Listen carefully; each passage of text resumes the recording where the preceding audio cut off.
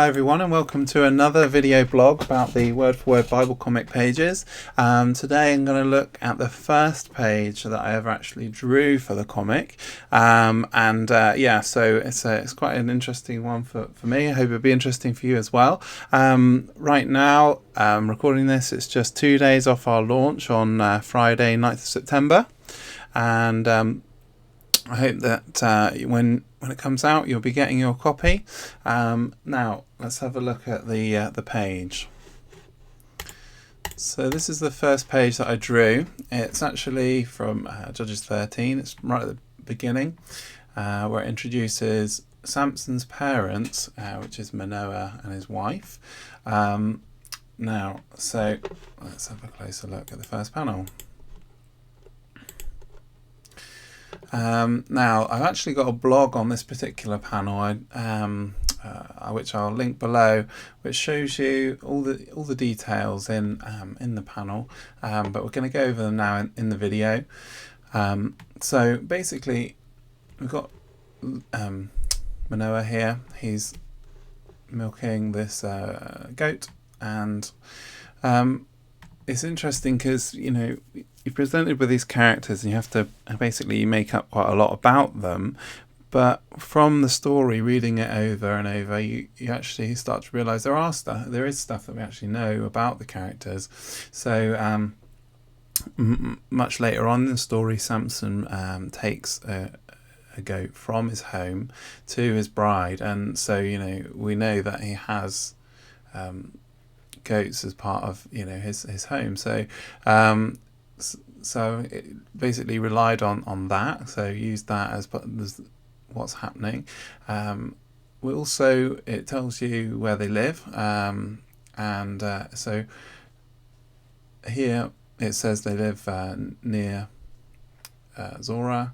Oh, he's a man of Zorah, and later on it says they live in the camp of Dan, and it's on the outskirts of Zorah, between Zorah and Eshtaol. So it actually tells you where it is, and that, you know, because it's a real place, you can look at it as I did, and try to look at photos of the place, and found photos of, you know, the specific place. So from those, I used those to draw the trees, and so to draw the trees and all the shrubbery and stuff like that, and so let's get a different tool. There we go. And also, you know, just give an impression of the area. Here, he's also outside of a tent, as we see in the other panels.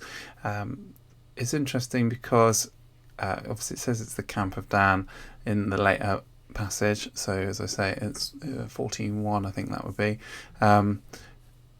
The other thing that's interesting about the fact that they're camped, and it says that they camped in the Bible, is that archaeologists often say, well, you know, if there was this big influx of people into the land, the Israelites, you know, how come that we can't find any sort of the kind of archaeological evidence that we'd expect? And obviously what they're looking for is like buildings and things like that. So there is evidence of you know, towns getting burnt down, and the actual evidence of the conquest, but they say, oh well, they live in these towns, they're supposed to be in the foothills and stuff, but there's no towns in the foothills, so they can't live there.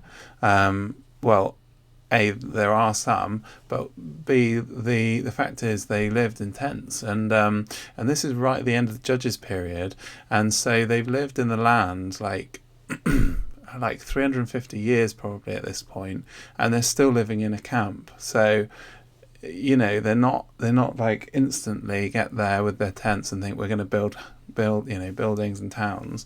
They did inhabit the towns that were there. They did build little towns here and there, but the point being that the population is not going to be in the ground visible, because they didn't use buildings, just like the Canaanites. Here, and moving on, we've got the pottery, and this is some pottery from the time period. So this one is a good representation of the sort of pottery that I was drawing on that particular one. And then he's milking the the goat. Also here we've got what looks probably to us is like a bee. It's actually a hornet, and the reason is that Zora is the place name and it means hornet. So I've kind of assumed that they must have been hornets in the area, which is probably why they called it, because in ancient times places weren't very imaginatively named. They're often just named after what was around. So I popped him in there as well. The thing about him is that he's not just a hornet like you might imagine. I at least imagine a hornet being like a giant bumblebee that's kind of black, but no, these are the type of ones that you get in Israel, which are called oriental hornets. And again, on the little blog you can see a photo of those.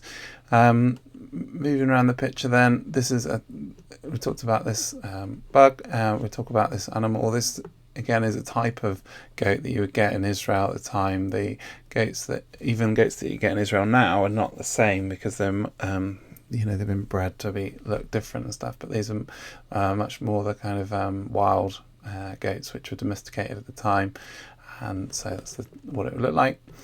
Manoah himself has a turban, and this is taken from some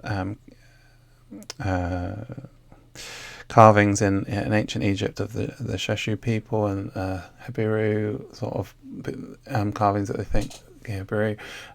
Basically, they wear all sorts of different things. They're kind of quite ununiform in their appearance, and some of them wear turbans, and so we've got him there with that. He's wearing a robe, and his sash here is blue, as we talked about in the last video. The Dan's colour is this dark blue, and then he's got embroidery around the bottom of his garment as well. Here, probably the most significant point is he's got this golden snakes sort of bracelet, and there were things like this at the time, but the point of it is that it's a snake which represents the fact that he's Dan, but also he has it, and then later in the story, so whenever we see him, he has this Manoah, he has this thing, but in the story, halfway through, 20 years goes by, and Samson, grows up from being a young man to being an older man, and then at the end of the story, it talks about the fact that Manoah's tomb, and we see Manoah in the second part, so you can obviously assume that he died in the intervening 20 years. So in the later part of Samson's story, where Samson's much older, he actually wears this bracelet, so it's sort of a nod to the fact that Manoah died during that time. So that's just the first panel, so let's try and move on. This is Manoah's wife, and she's harvesting figs. In the next page, which we're not going to look at, but she's also harvesting olives. I use this table quite a lot, which tells you in Israel when they would harvest different things, and so because she's harvesting both figs and olives as well, basically it's September when these things are happening, or between August and September. Now, where is it? Go back. She's also got the little goat there, and again we talked about the baby goats. Here's where the angel of the Lord appears to her and speaks. The angel of the Lord, when he speaks, we use this typeface, which is what's used for when God speaks to people. And also it appears, although it's in a speech bubble, it's on the green sort of spirit colour that we talked about before in the one about the cover of Judges. This green colour represents things of the spirit. Now, the design of the angel of the Lord is that he's supposed to, he looks in this part of the story like a man to the people who meet him, so he had to obviously look like a man. but he wears a robe that's white and a golden sash, and this is pointing at the identity of how he appears in the New Testament, and let's say in Revelation chapter 1. So he's also got the white hair and things like that. So that's how the angel of the Lord is depicted in this comic. Here he is again.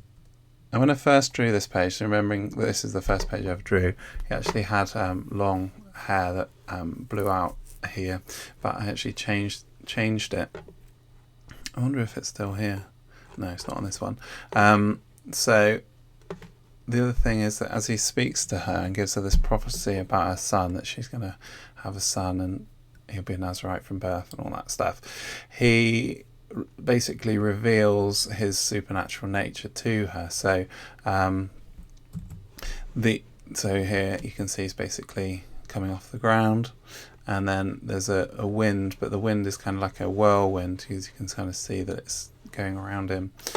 And but not just that, there's two other things in the background that you can see, the trees, same trees as before, but they're kind of bent, and the horizon is bent round and stuff, and basically it's trying to give the impression that the angel is more than just, a messenger. He's like, basically as he speaks to her, the reality is kind of bending around him. And the second thing about that is that he's not limited to the panels. He often comes out of the panels like this, and his feet here, his hand here, and his head up here. He often, when he comes, he will basically transcend these panels, and that's to just give that idea that he's kind of hyperdimensional. He's not limited to dimensions like the people who are kind of limited to the boxes. So all throughout the comic, the angels and things like that can come out of the boxes, but the people are limited to these sort of four walls, basically. Now let's have a look at the next bit. After this is much the same.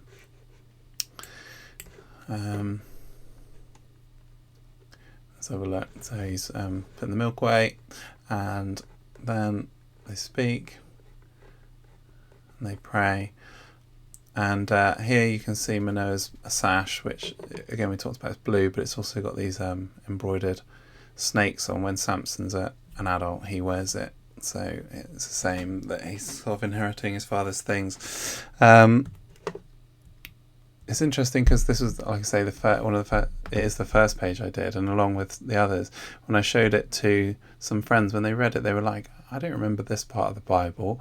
And that's what's good about that, is the fact that we're making the story more real in the parts of the Bible that people kind of skip over. Because if you do read the story of Samson, often you read about the 1,000 Philistines killed with a jawbone and stuff like that, but you don't often focus on this part of the story. And so that's what the whole project's about, really, is to bring out the verses and the parts of the story which are not often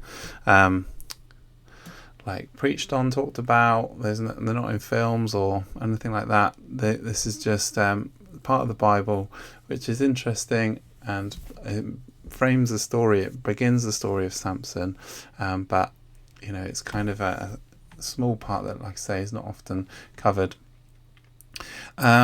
So yeah, that's about it. The only thing I just realised I didn't mention was, again, we've got the pottery here. This is what's called a collard. So they have collared pithoi, and they have collared jars, and in the picture that's what he's using is to put his milk in, store it away. Again, it kind of gives the rough time period based on the archaeology. So those are all the elements that I was going to talk about. You can find out more and see the blogs, sign up to the newsletter, see more videos, and also read 15 pages of the Samson on the website. So go there now, and also hopefully buy your own copy. Thanks a lot for watching. Cheers, bye.